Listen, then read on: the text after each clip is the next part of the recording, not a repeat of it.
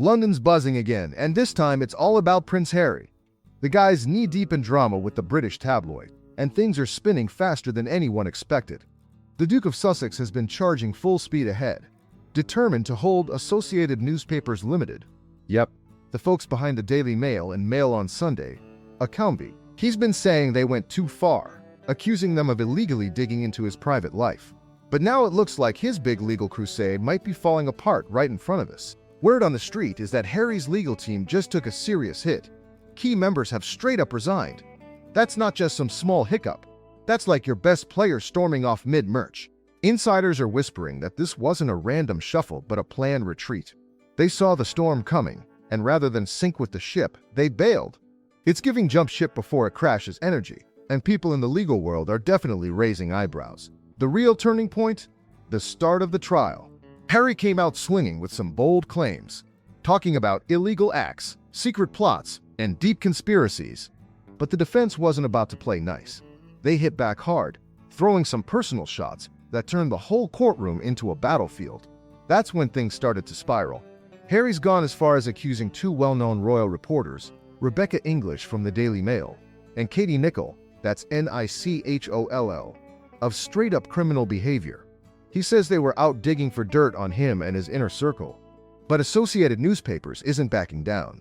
They fired back, saying Harry's no innocent bystander.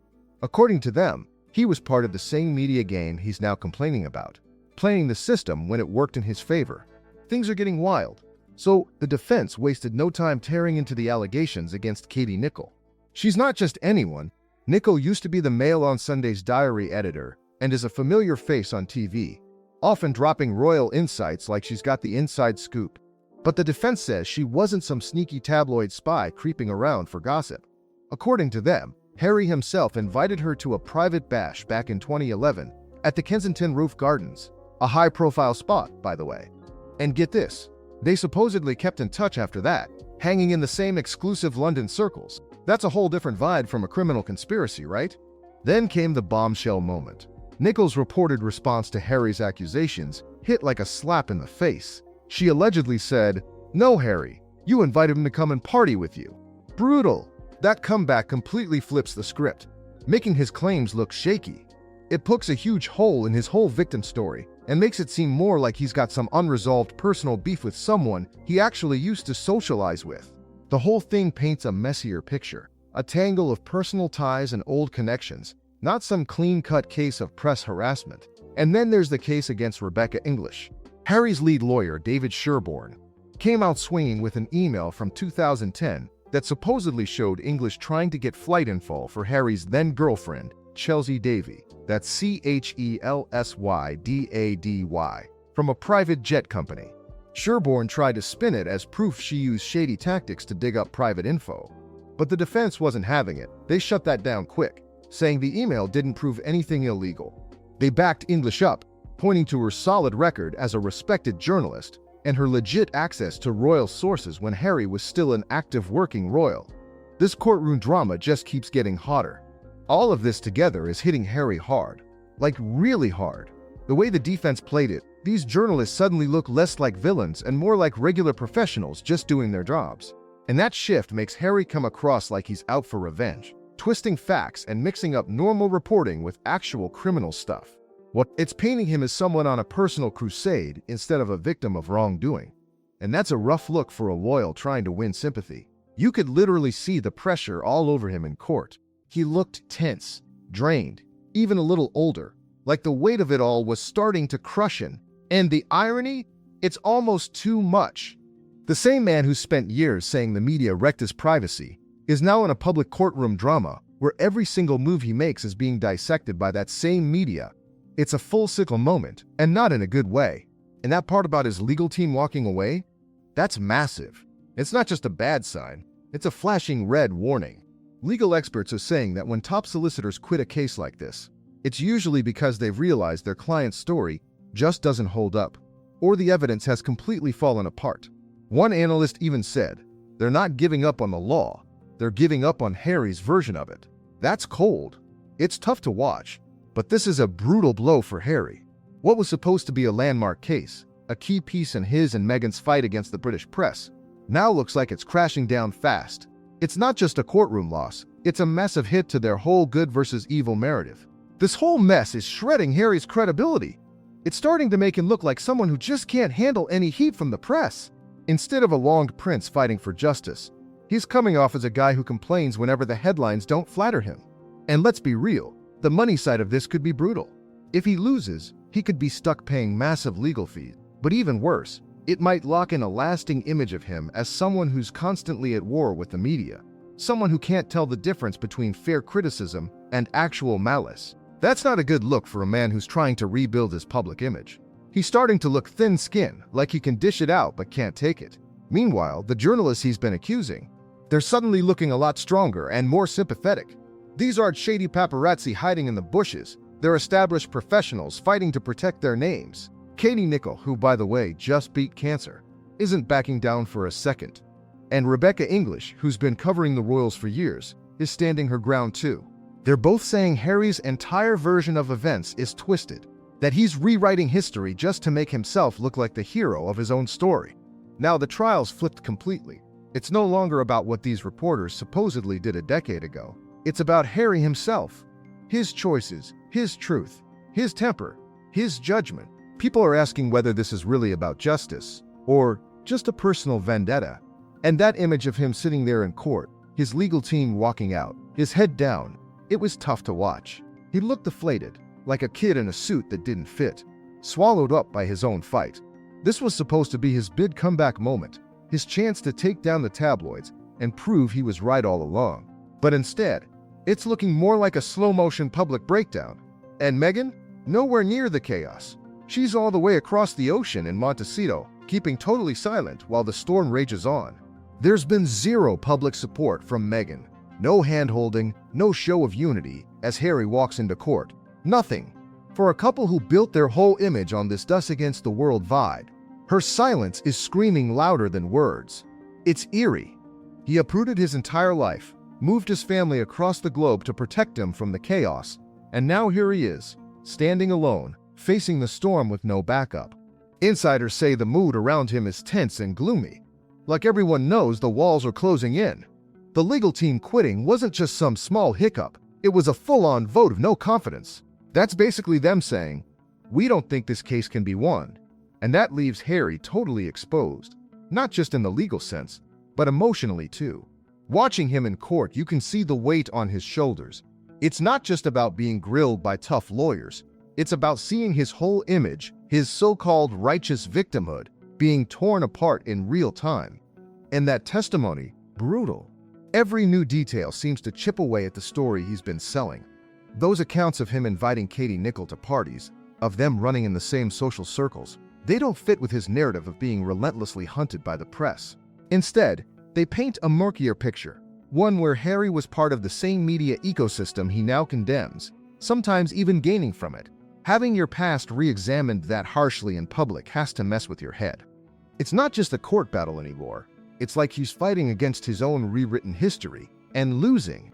The irony is wild, because this whole mess exposes a deep contradiction in Harry's post-royal life.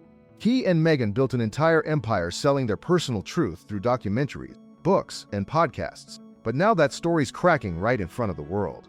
Now, when it really counts, the most critical legal chapter of his story, Harry's standing completely alone.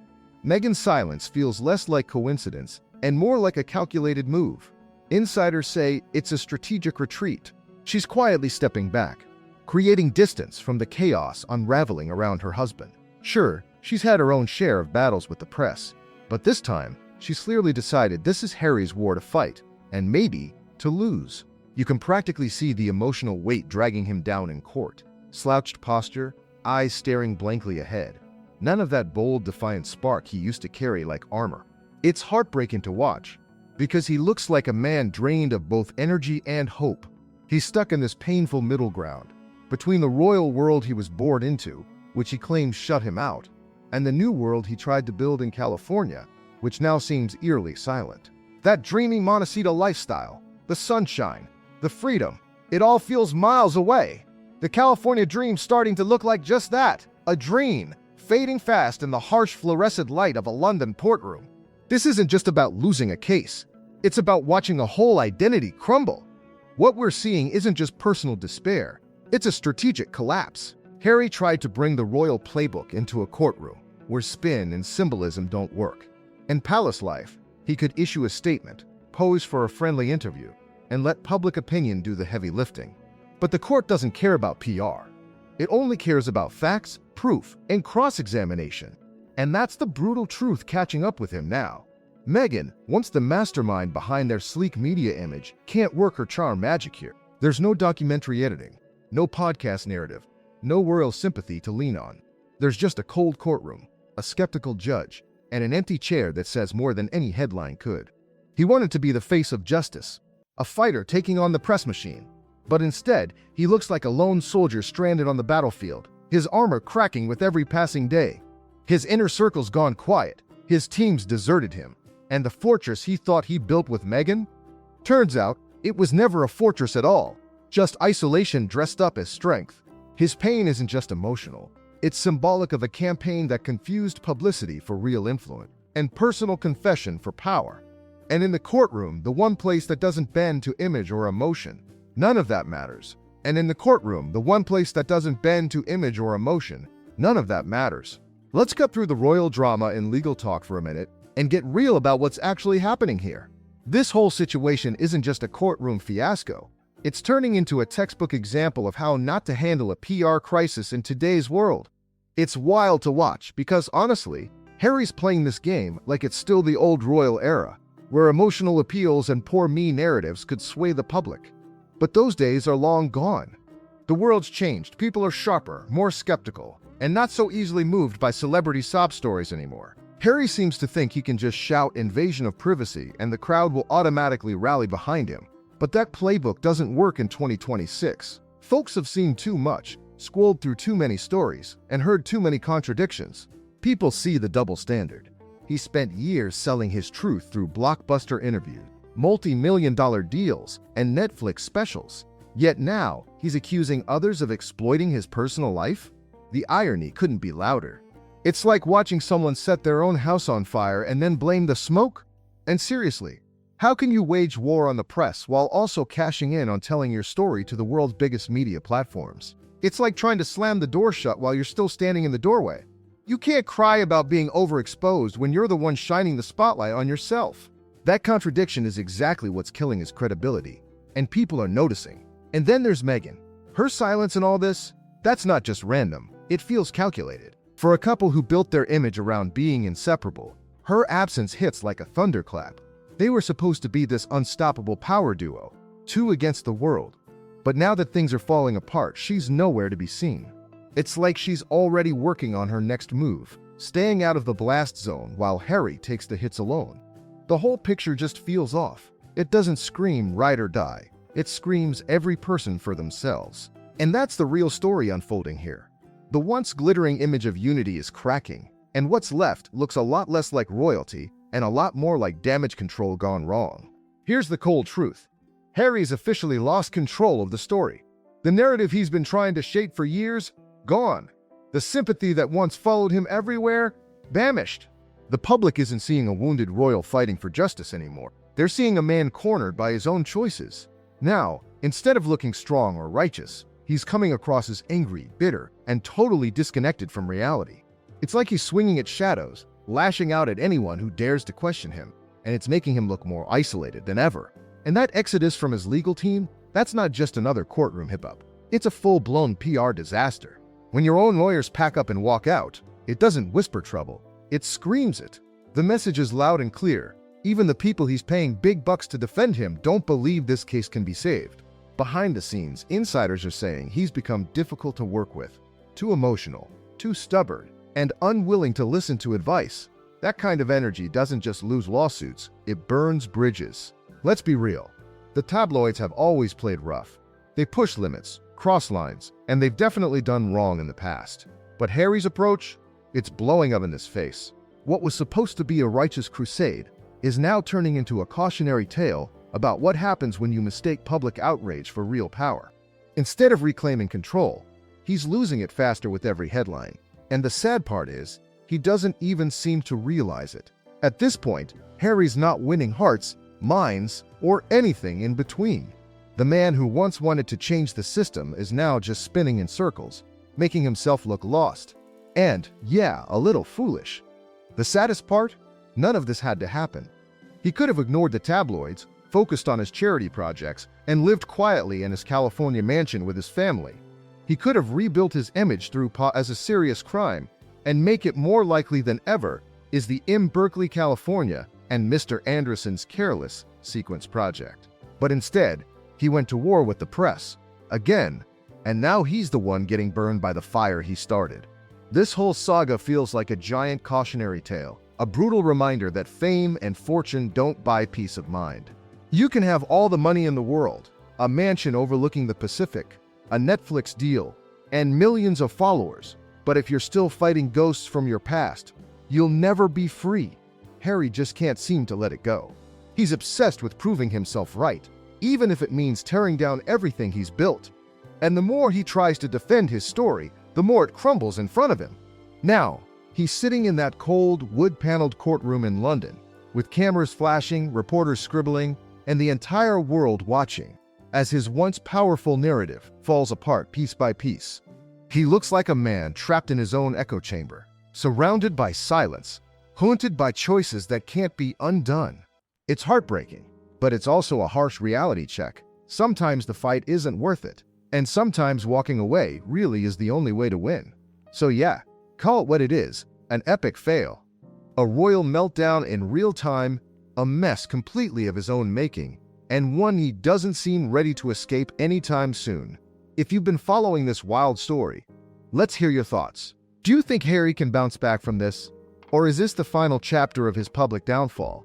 Drop your opinions in the comments. Hit that like, share, and subscribe for more updates and deep dives into the latest royal chaos. This one's far from over.